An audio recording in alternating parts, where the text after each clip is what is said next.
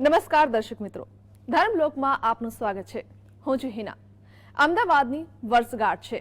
અમદાવાદ માટે એવું કહેવાય છે કે અમદાવાદ સૌપ્રથમ ભીલ રાજા આશાવલ્લી બનાવેલ આશાવલ્લી, ત્યારબાદ રાજા કર્ણદેવની કર્ણાવતી અને અંતે અહેમદ શાહે 1411માં વસાવેલ અહેમદાબાદ ઉર્ફે આજનું અમદાવાદ. આ શહેરમાં આ ત્રણેય કાળના જીવંત ઇતિહાસ સમી ઇમારતો આજે પણ મોજૂદ છે. ત્યારે અમદાવાદનું સૌથી પુરાણું મંદિર એવું કાલુપુરમાં આવેલું સ્વામિનારાયણ મંદિર છે. કહેવાય છે કે કર્ણાવતીને ભગવાન સ્વામિનારાયણનો નાતો ઘણો પુરાણો છે. ભગવાન સ્વામિનારાયણે તેમના જીવનકાળ દરમિયાન 29 વખત અમદાવાદની મુલાકાત લીધી હતી. તો અમદાવાદના કાલુપુર વિસ્તારમાં ભગવાન સ્વામિનારાયણે સ્વામિનારાયણ સંપ્રદાયનું પ્રથમ એવા સ્વામિનારાયણ મંદિરની સ્થાપના કરી હતી. તો દર્શક મિત્રો, આજે ધર્મલોકમાં અમે આજે આપને વાત કરવાના છીએ કર્ણાવતી સાથે જોડાયેલા શ્રી હરિના નાતાની.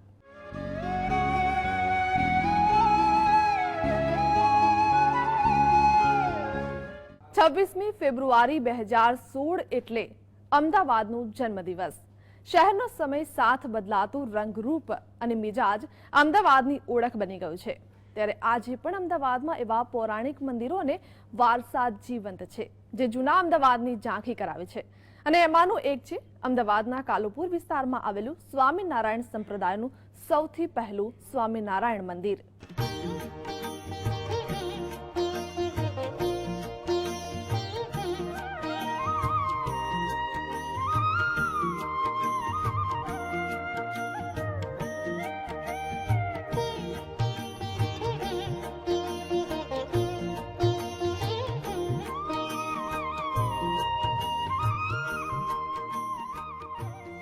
આપણે બધા એ વાતથી વાકેફ છીએ કે સ્વામિનારાયણ સંપ્રદાય માત્ર ગુજરાત કે ભારતમાં જ નહીં પરંતુ વિશ્વભરમાં ફેલાયેલો છે અને વિશ્વભરમાં તેના મંદિરો આવેલા છે. સહજાનંદજી નમો નમઃ, સ્વામિનારાયણ નમો નમઃ, શ્રીજી મહારાજ નમો નમઃ, સહજાનંદજી નમો નમઃ.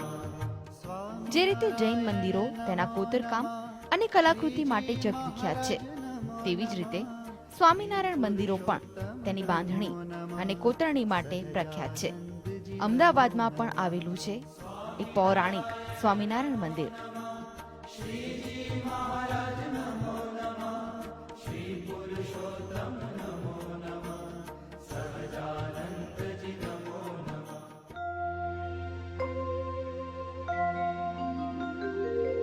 હે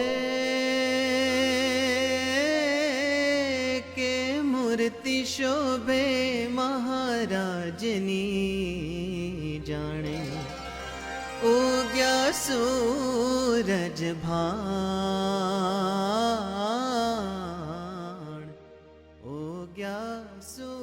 સ્વામિનારાયણ સંપ્રદાય માટે બાંધવામાં આવેલું સૌથી પ્રથમ મંદિર હોવાનું કહેવામાં આવે છે.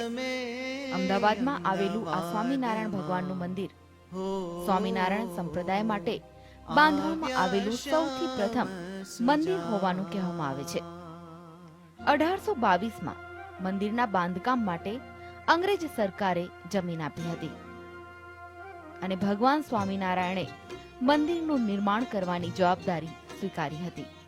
મંદિરની કોતરણી બર્માના સાગના લાકડામાં કરવામાં આવી છે અને દરેક સ્થળે સ્વામિનારાયણ મંદિરની ચોક્કસ લાક્ષણિકતા મુજબ દરેક કમાન અને પોખરા તેજસ્વી રંગો દ્વારા રંગવામાં આવ્યા છે. અમદાવાદના કાલુપુર વિસ્તારમાં આવેલા આ પૌરાણિક સ્વામિનારાયણ મંદિર સાથે એક કથા જોડાયેલી છે. અંગ્રેજ અધિકારીઓ સ્વામિનારાયણ ભગવાનથી પ્રભાવિત થઈ ગયા હતા અને તેમણે ભગવાન સામે અમદાવાદમાં મંદિર બાંધવા જમીન પસંદ કરવાનો પ્રસ્તાવ મૂક્યો. શ્રીજી મહારાજે માણકી ઘોડી પર ચક્કર લગાવી અત્યારે જ્યાં સ્વામિનારાયણ મંદિર આવેલું છે તે જગ્યાએ ત્યારે પાઠકવાડીના નામે પ્રચલિત હતી તે પસંદ કરી. બંને અંગ્રેજ અધિકારીઓએ છેક વિલાયતથી પરવાનગી મેળવીને શ્રી હરિને શહેરની મધ્યમાં કાલુપુર નવાવાસ પાસેની જમીન તાંબાના પતરા પર યાદવચંદ્ર દિવાકરો લેખ કરીને અર્પણ કરી હતી. ત્યારે ભગવાન સ્વામિનારાયણે અમદાવાદમાં શિલ્પશાસ્ત્ર અનુસાર સર્વોત્કૃષ્ટ અને મજબૂત એવું 3 શિખરોવાળું મંદિર બંધાવડાવ્યું હતું.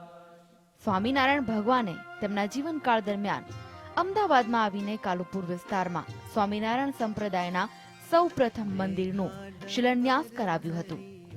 મંદિરના શિલાન્યાસ સમયે ખુદ સ્વામિનારાયણ ભગવાને કાલુપુર વિસ્તારમાં બની રહેલા મંદિરના બાંધકામ પર નજર રાખીને મંદિરમાં ફાગણ સુદ ત્રીજના દિવસે નરનારાયણ દેવ સહિત અન્ય આદિ દેવોની સ્થાપના મંદિરમાં કરાવી હતી.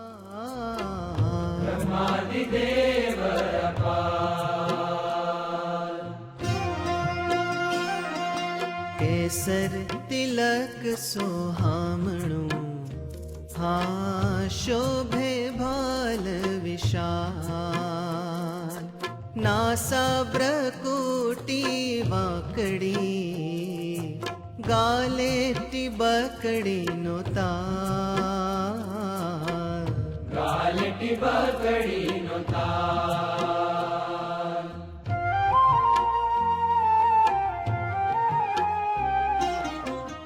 મંદિરના દરવાજાની ઉત્તર તરફ છત્રી આવેલી છે, જ્યાં પહેલા લીમડાનું વૃક્ષ હતું. તે વૃક્ષ નીચે બેસીને શ્રીજી મહારાજ ઉપદેશ આપતા હતા. તો મંદિરનો દરવાજો પણ ઘણો કલાત્મક છે. મેડા બંધ સુંદર દરવાજા ઉપર ઘણીવાર શ્રીજી મહારાજ રહેતા અને પોઢતા હતા. એ દરવાજા ઉપર શ્રીજી મહારાજે વાસુદેવ મહાત્મ્ય વંચાવેલું છે. આ મંદિર એ પૌરાણિક મંદિર છે. ત્યારે મંદિરની નીચે ભોંયરું આવેલું છે. ભોંયરા માટે એવું કહેવાય છે કે ક્યારેક બપોરના સમયે શ્રીજી મહારાજ ઘણીવાર શાંતિથી પોઢતા હતા. તો ભોંયરામાં કૂવો પણ આવેલો છે. જ્યારે આરામ કરવા માટે ભગવાન સ્વામિનારાયણ ભોંયરામાં જતા ત્યારે અહીં આવેલા કૂવાનું પાણી પીતા હતા. તો આ પાણીનો ઉપયોગ આજે પણ નરનારાયણ આદિ દેવના અભિષેક માટે કરવામાં આવે છે. મંદિર પરિસરમાં શોભાયમાન કુંભી, સ્તંભદંડ, મોવડ, ભરણી, મંગલચિહ્ન, ઝરૂખો, પાટ અને આજે ચબૂતરા રૂપે મંદિર પરિસરમાં સ્થિત સ્વામિનારાયણ ભગવાનનો ઓટલો તે જમાનામાં પણ શ્રેષ્ઠ બાંધકામની ઝાંખી કરાવી જાય છે. કેમેરામેન અમિત શર્મા સાથે પ્રતિક જાદવ, GSTV, અમદાવાદ.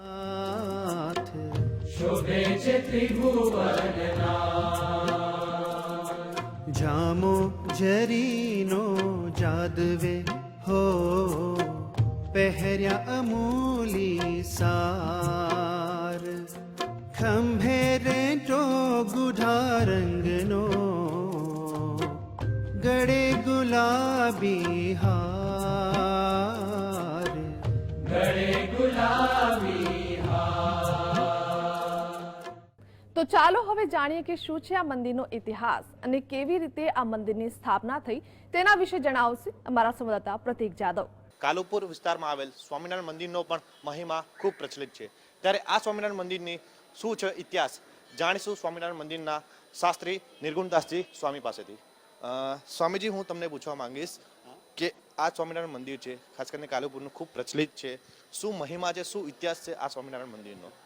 આ મંદિરનો ઇતિહાસ એવો છે કે સમગ્ર દુનિયામાં જે અંગ્રેજનું રાજ હતું અને એ વખતે અંગ્રેજ સરકાર આખા ભારતમાં જે પોતાનું શાસન ચલાવતા, એમાં સ્વામિનારાયણ ભગવાનનો પરિચય થયો અને સ્વામિનારાયણ ભગવાનના પરિચયથી અને એવો અનુભવ થયો કે જે સરકાર સૈનિકો દ્વારા લોકોને કંટ્રોલ કરી શકતી નથી, એ સ્વામિનારાયણ ભગવાને એમના ઉપદેશથી લોકોને સારું જીવન જીવતા શીખવાડ્યા.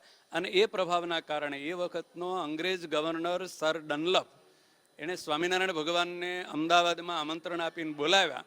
અને આ આખી જગ્યા આખા વર્લ્ડની અંદર જોઈએ તો અંગ્રેજોએ હિન્દુ ધર્મના માટે મંદિર બનાવવાની જો કોઈ જગ્યા આપી હોય તો એક આ છે. અને એ સ્વામિનારાયણ ભગવાનને અંગ્રેજ સરકારે જગ્યા આપી અને પછી સ્વામિનારાયણ ભગવાનને અહીંયા ઈસવીસન 1724માં આ મંદિરની સ્થાપના કરી. અને આપણા જે ભારત વર્ષના 4 તીર્થ સ્થળો કહેવાય, એમાં ઉત્તરમાં જે બદ્રીનાથ ભગવાન હિમાલયમાં, એ બદ્રીનાથ ભગવાન, બદ્રીપતિ ભગવાન નરનારાયણના સ્વરૂપને સ્વામિનારાયણ ભગવાને અહીંયા વિક્રમ સંવત 1878ના ફાગણ સુદ ત્રીજના દિવસે એમની સ્થાપના કરી. સ્વામિનારાયણ મંદિરની વાત કરીએ તો ખાસ કરીને અહીં સ્વામિનારાયણ ભગવાનના પ્રસાદીના સ્થાનોની વાત કરીએ, કયા કયા પ્રસાદીના સ્થાનો છે?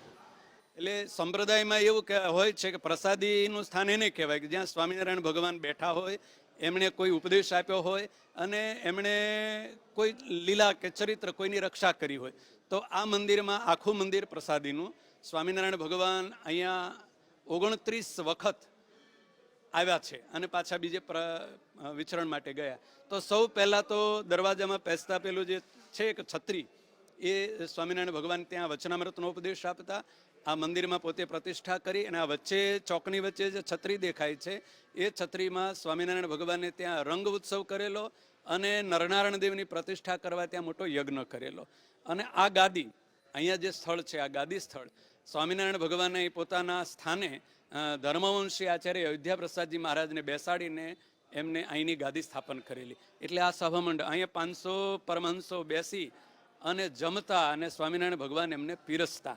એટલે આ પણ બહુ પ્રસાદીનું. અને અંદર જે રંગમહોલ ઘનશ્યામ મહારાજ, એ સ્વામિનારાયણ ભગવાનને ઉતરવાનો રહેવાનો નિવાસ સ્થાન, એટલે એ પણ પ્રસાદીનું. બાજુમાં કૂવો છે, ત્યાં સ્નાન કરતા અને બધી વિચરણ કરતા. એટલે અને શહેરમાં તો ઘણા બધા જે હરિભક્તોના ઘરે પધરામણીય સ્વામિનારાયણ ભગવાન ગયા, એ બધાના ઘરો પ્રસાદીના, એ લગભગ 42 ઘરો છે જે હાલ વિદ્યમાન છે, એ પ્રસાદીના કહેવાય છે.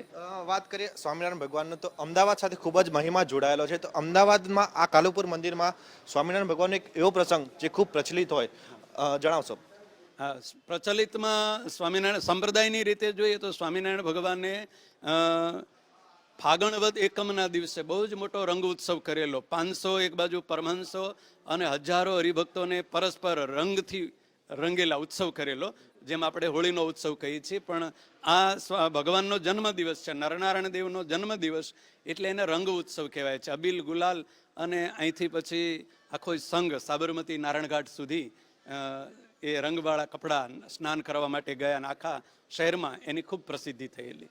તો આ હતા અમદાવાદના કાલુપુર વિસ્તારમાં આવેલ સ્વામિનારાયણ ભગવાનના મંદિરનો મહિમા. તો દર્શક મિત્રો, આગળ તમને જણાવીશું નારાયણ ઘાટ અને કાંકરિયા સાથે જોડાયેલી સ્વામિનારાયણ ભગવાનની કેટલીક રોચક વાતો વિશે. હાલ સમય છે વિરામનો.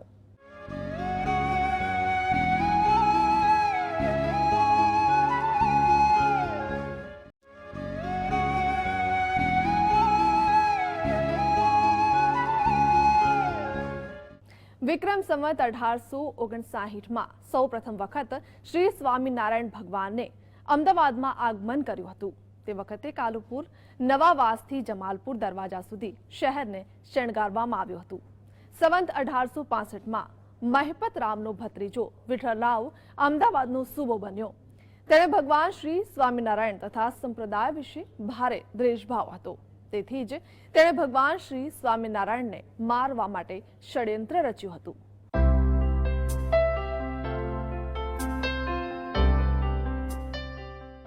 આજે અમદાવાદનો 605મો જન્મદિવસ છે. ત્યારે કર્ણાવતી એટલે કે અમદાવાદનો સ્વામિનારાયણ ભગવાન સાથે નાતો ઘણો પુરાણો છે. સ્વામિનારાયણ ભગવાન 29 વખત અમદાવાદ આવ્યા હતા. ત્યારે એક વખત પેશવાના સુબા વિઠોબા ભાઉએ સ્વામિનારાયણ ભગવાનના વિરોધીઓની ઉશ્કેરણીથી શ્રીજીને ત્યાં બોલાવીને મારી નાખવાનું ષડયંત્ર રચ્યું હતું. સુબા વિઠોબા ભાઉએ સ્વામિનારાયણ ભગવાનને ભદ્રના પેશવાઈ મહેલમાં આમંત્રણ આપીને બોલાવ્યા હતા. તો સ્વામિનારાયણ ભગવાન પણ વિઠોબા ભાઉને મળવા માટે ત્યાં પહોંચી ગયા હતા.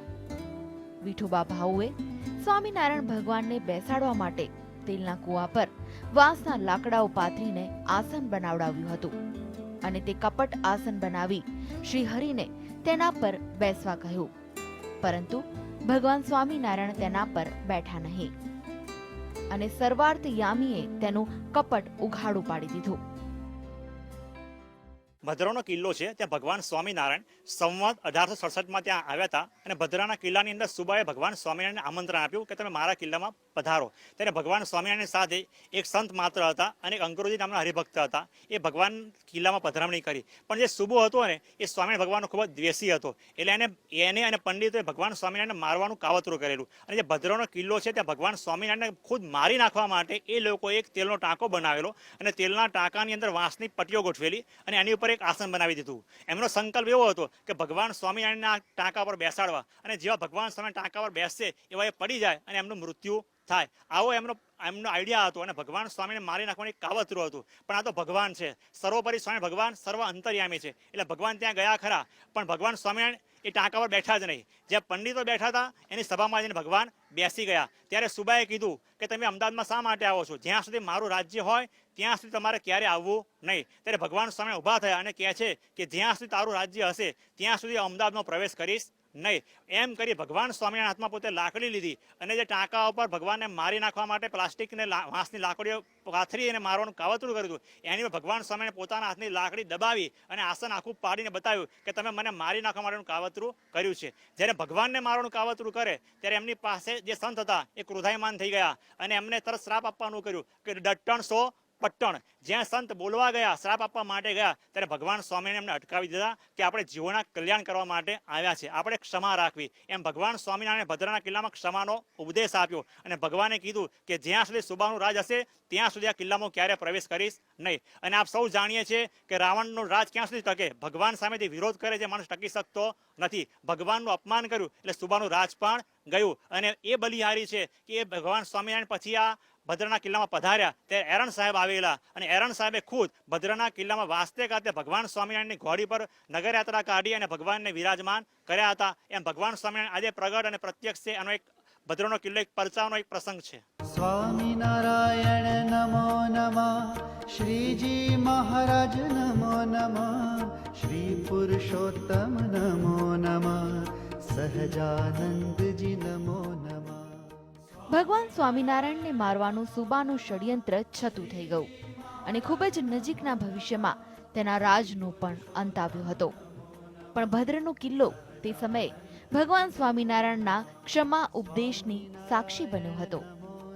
ભગવાન સ્વામિનારાયણે સુબાને માફ કરીને લોકોને ક્ષમાનો ઉપદેશ આપ્યો હતો. આ ઘટના બની પછી ખેડાના કલેક્ટર ડનલોપ સાહેબે ઈસવીસન 1817ના નવેમ્બર માસમાં સત્તા સંભાળી. જ્યાં સુધી સુબાનું રાજ હતું ત્યાં સુધી અમદાવાદમાં પગ નહીં મૂકવાનો ફરમાનનો અંત આવ્યો. સ્વામિનારાયણ ભગવાન મજિયાવથી સાણંદ થઈને સરખેજ આવ્યા. અંગ્રેજોએ પણ પેશવાકાલીન મહેલમાં શ્રીજીને ઘણીવાર પધરાવીને સત્કાર પૂજન કરેલા છે. તેથી આ મહેલ ઘણો જ પ્રસાદીનો છે, કારણ કે સ્વામિનારાયણ ભગવાનના ચરણ કમળ આ મહેલમાં ઘણી વખત આવ્યા છે. આખી ઇમારતને આઝમ ખાનના મહેલ તરીકે ઓળખવામાં આવે છે.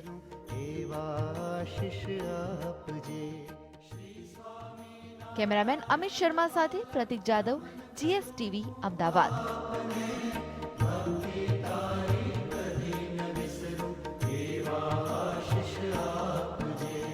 ભગવાન સ્વામિનારાયણ અને નારાયણ ઘાટ પણ એકબીજા સાથે જોડાયેલા છે. ભગવાન સ્વામિનારાયણ નારાયણ ઘાટ પર સ્નાન કરવા માટે આવતા હતા, તો આ એ જ સ્થાન છે જ્યાં પ્રભુ 4 સ્વરૂપમાં પ્રગટ થયા હતા.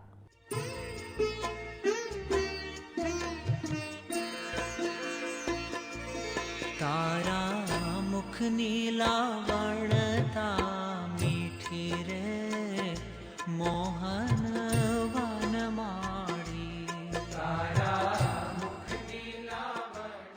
એવું કહેવાય છે કે સ્વામિનારાયણ ભગવાન નારાયણ ઘાટ પર સ્નાન કરવા માટે આવતા હતા. આ ઘાટ અમદાવાદ શહેરથી ઉત્તરે સાબરમતી નદી ઉપર સુભાષ બ્રિજના શહેર તરફના કિનારે આવેલો છે. દિલ્હી દરવાજા થઈ ત્યાં જવાય છે. આ સ્થળ અત્યંત રમણીય છે. આદિત્ય યુગમાં આ ઘાટે ધર્મ અને ભક્તિએ ઘણા વર્ષો તપ કર્યું હતું. તેથી ભગવાને પ્રસન્ન થઈને તેમને દર્શન આપીને વરદાન માંગવા કહ્યું. ત્યારે ધર્મ અને ભક્તિએ ભગવાન પાસે ભગવાન જેવા પુત્રનું વરદાન માંગ્યું. પ્રભુએ તેમને પુત્રનું વરદાન આપ્યું. સમય જતા શ્રી હરિ ધર્મ ભક્તિથી નર નારાયણ હરિ, હરિ કૃષ્ણ એવા 4 સ્વરૂપે આ જગ્યાએ પ્રગટ થયા હતા. તેથી નારાયણ ઘાટ પ્રભુનું જન્મસ્થળ હોવાથી અત્યંત પ્રાચીન તીર્થ છે.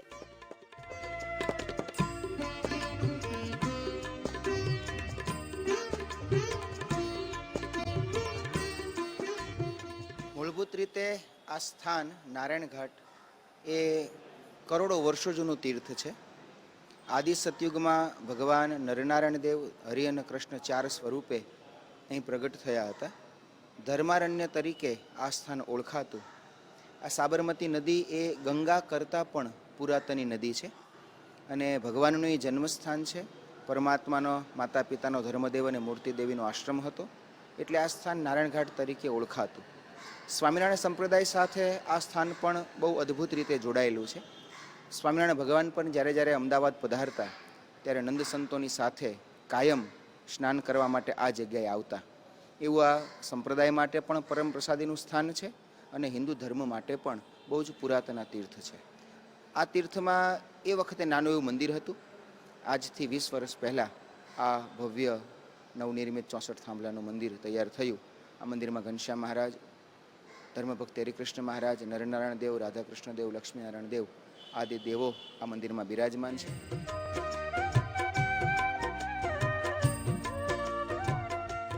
એવું કહેવાય છે કે ભગવાન સ્વામિનારાયણ જેટલી વખત અમદાવાદમાં આવતા તેટલી વખત આ ઘાટે આવીને સંતો સાથે સ્નાન કરતા હતા અને એટલે જ આ ઘાટનું નામ નારાયણ ઘાટ પડ્યું છે. નારાયણ ઘાટ પર શ્રીજીની લીલાની સ્મૃતિ માટે નાનું હરિમંદિર બંધાવીને તેમાં શ્રી હરિની તથા શ્રી નર નારાયણ દેવની ચિત્ર પ્રતિમાઓ પધરાવી છે. અહીંયા ઘણા સંતોના અગ્નિ સંસ્કાર પણ કરવામાં આવે છે અને તે જગ્યાએ છત્રીઓ બનાવેલી છે.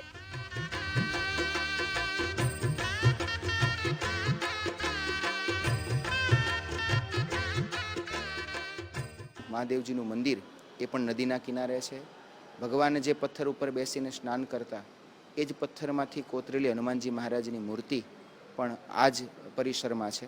એથી વિશેષ અમદાવાદ ગાદીના જે પણ કોઈ આચાર્ય મહારાષ્ટ્રી હોય, અત્યારે વિદ્યમાન આચાર્ય મહારાષ્ટ્રી કોષ્ટેન્દ્ર પ્રસાદજી મહારાજ છે, પણ એમના પહેલાં જે પણ કોઈ આચાર્યો થયા એમનો પણ જ્યારે મૃત્યુ થાય કે તેમના દેહનો અવધિ પૂરો થાય ત્યારે એમનો અગ્નિ સંસ્કાર પણ આ જ સ્થાનમાં કરવામાં આવે છે. એ રીતે હિન્દુ ધર્મની રીતે અને સ્વામિનારાયણ સંપ્રદાયની રીતે આ સ્થાન અને આ મંદિર અજોડ, અલૌકિક અને વિશિષ્ટ છે. મંદિરમાં પ્રસાદીના સ્થાનોમાં મહાદેવજીનું મંદિર, હનુમાનજીનું મંદિર અને બાજુમાં ચીકુની વાડી કહેવાય છે, ત્યાં એક મહાદેવજી છે, એ પણ પ્રસાદીના છે. આ નારાયણ ઘાટનો આરો એ પણ પ્રસાદીનો, કારણ કે અહીંયા કાયમ ભગવાન સ્નાન કરવા આવતા.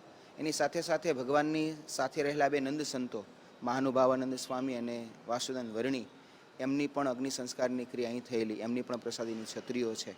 આ પરમ સ્થાન, આ નદીનો આરો, આ મહાદેવજી, બાજુમાં રહેલા મહાદેવજી, આજુબાજુનો બધો પ્રદેશ, ત્યાં ભગવાન પોતે અનેક વખત ફરેલા, એટલે આખું મંદિર એ રીતે પ્રસાદીનું છે. આ ઘાટ સુંદર પથ્થરોથી બંધાયેલો છે. ઘાટ પર 2 તરફ 2 દેરીઓ છે, જેમાં હનુમાનજીની મૂર્તિ અને બીજી દેરીમાં ગણપતિજીની મૂર્તિ છે. અહીંયા નજીકમાં જ 650 વર્ષ પુરાણું મહાદેવજીનું મંદિર પણ આવેલું છે. રંગડો જામ્યો છે રે કેમેરામેન અમિત શર્મા સાથે પ્રતિક જાદવ, GSTV અમદાવાદ.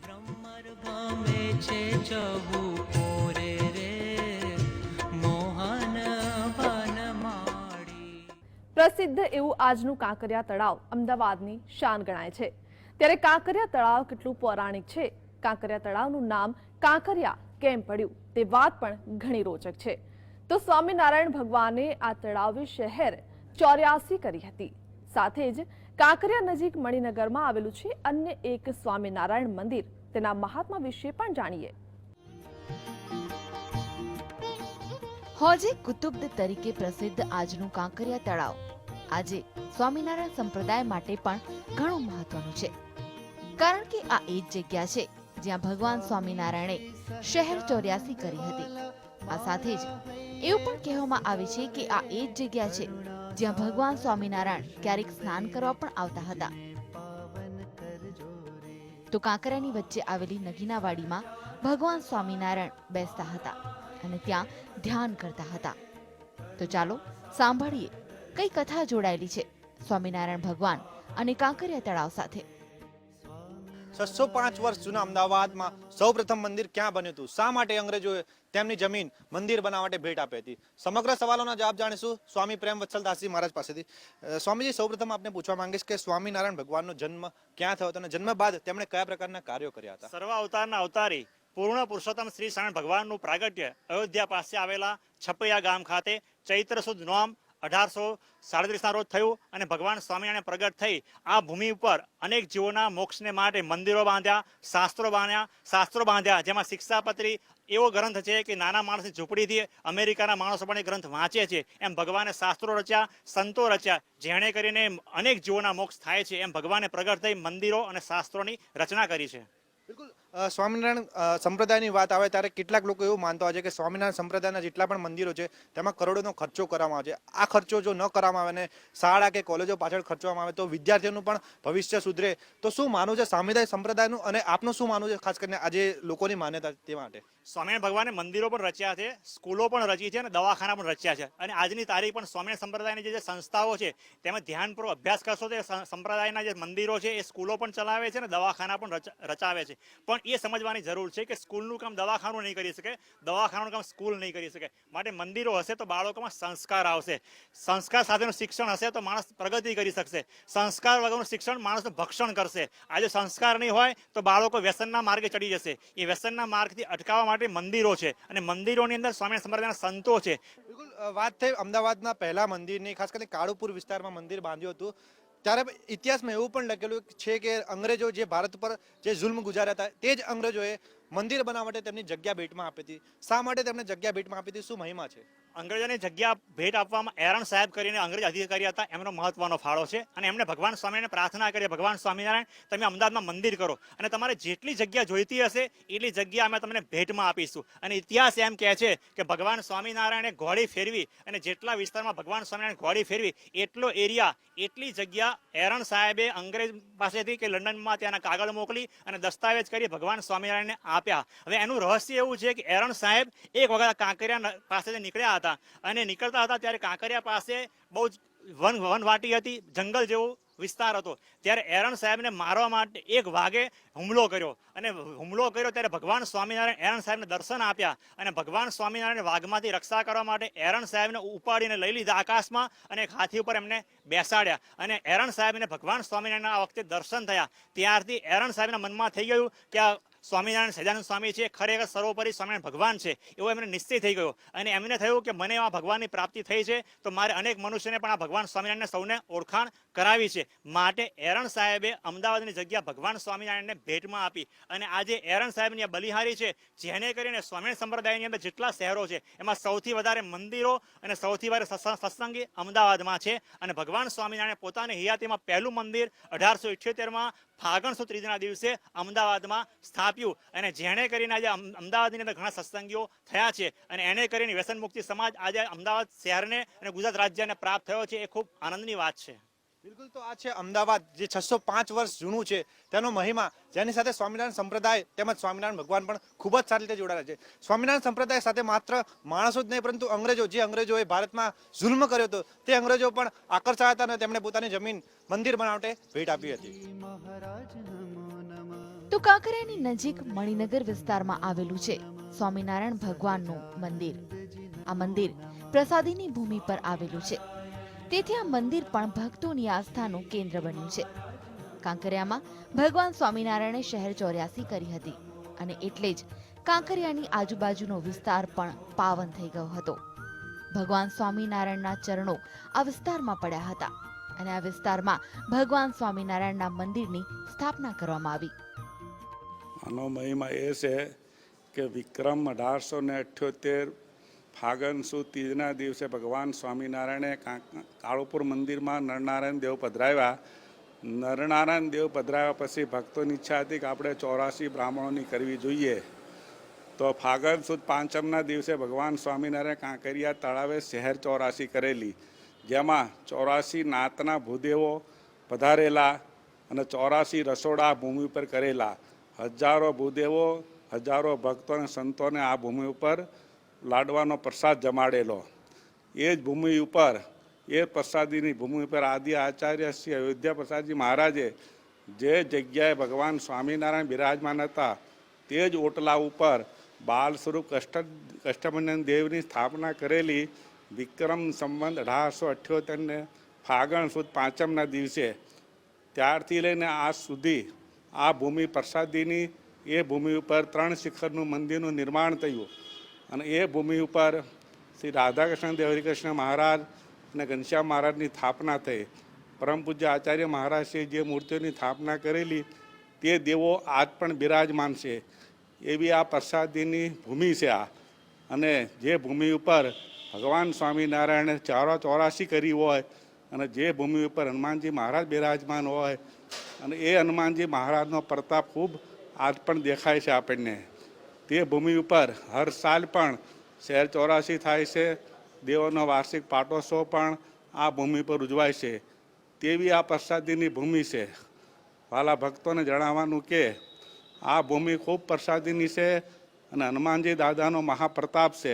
એના પ્રતાપથી મણિનગર વિસ્તાર ખૂબ સુખી છે અને મણિનગર વિસ્તારના તમામ ભક્તોને પણ હનુમાનજી મહારાજ પર ખૂબ આસ્થા છે. કેમેરામેન અમિત શર્મા સાથે પ્રતિક જાદવ, GSTV, અમદાવાદ. તો આ હતી અમદાવાદની વર્ષગાંઠ પર ધર્મલોકમાં અમારી વિશેષ રજૂઆત. આ સાથે મને રજા આપશો. નમસ્કાર.